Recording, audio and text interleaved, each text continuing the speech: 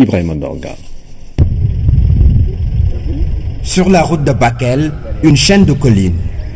À leurs pieds, une plaque d'indication se dévoile. Ouro Himadou, le Petit Paris. Le Petit Paris est un village à 10 km de Kidira.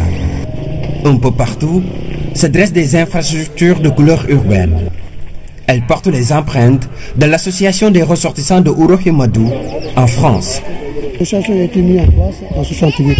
Petit à petit, on continue à aider des personnes qui sont restées au village parce que c'était dans les années 70 où il y avait des sécheresses. Et ceux qui sont restés ici, il y avait des problèmes. On avait commencé par ça. On a fini pour dire qu'il faut aussi faire autre chose. On a pensé de faire là où nos familles pauvres et bavardes de l'eau.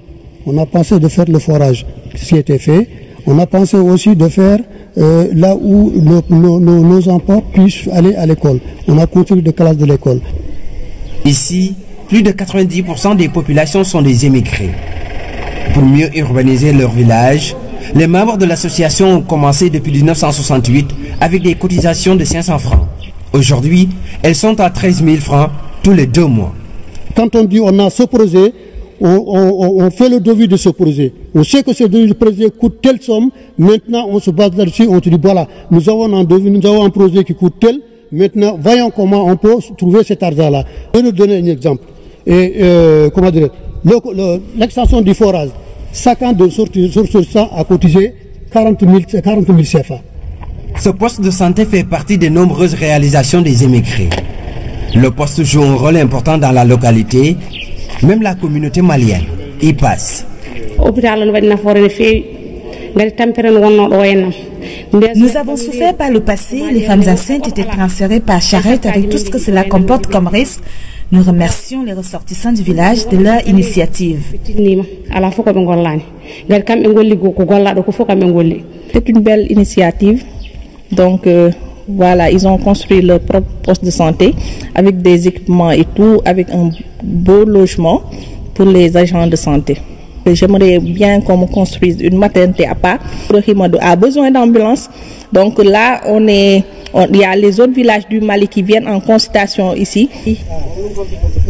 Le domaine agricole du village, une auto-réalisation. Le périmètre est aménagé depuis 1975 avec le concours de la SAED. Abdoulaye a fait ses débuts avant de se rendre au pays de Marianne.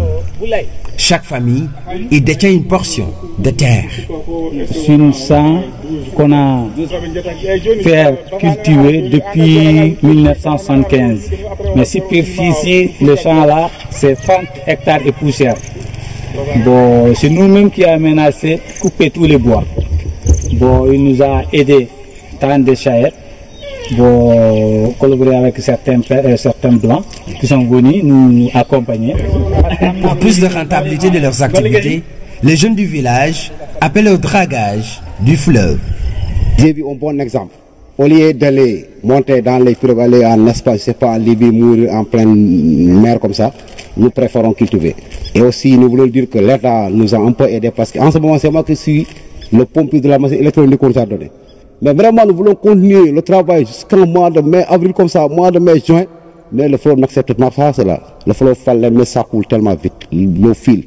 C'est pour cela qu'on travaille. On travaille aussi, il y a des moments qu'on arrête parce qu'on n'a plus d'eau. C'est l'objectif, lutter contre le chômage et fixer les jeunes dans leur terroir. À Ouro Himadou, les sages dessinent l'avenir.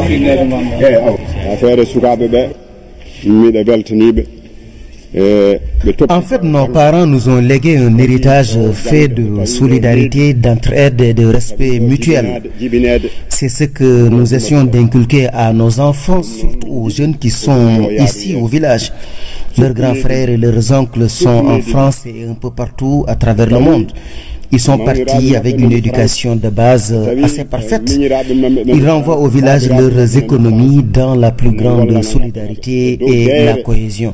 C'est ça un peu l'esprit ici, au niveau du village. À Ouro Himadou gouverne la sagesse. Mais la solidarité est inscrite sur une pierre blanche. Après Oro Imadou, le Petit Paris d'autres couleurs du Sénégal nous conduisent à Dolol, c'est dans le département de Kanel, dans ce village traditionnel de pêcheurs qui dispose d'une forêt classée. On trouve des rogniers, une espèce très rare dans cette région.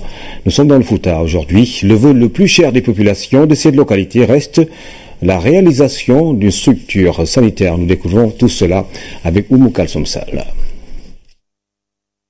À notre arrivée à Dolol, nous sommes tombés sur une mission de l'inspection régionale des eaux et forêts de Matam.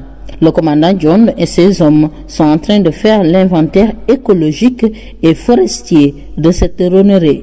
Nous sommes dans la forêt classée de Dolol, qui est une ronneraie qui a été classée en 1947 du fait de sa spécificité, parce que c'est la seule ronneraie de la région de Matam. Mais on s'est dit qu'il faut au moins faire quelque chose pour restaurer et améliorer cette ronneraie au profit des populations. Mais il y a beaucoup de choses qu'on peut faire avec ces sous-produits de rognier, comme le font les populations de la région de Thiès. Cette ronneraie est un atout pour ce village frontalier qui fait partie de la commune de Ouro-Sidi dans le département de Kanel.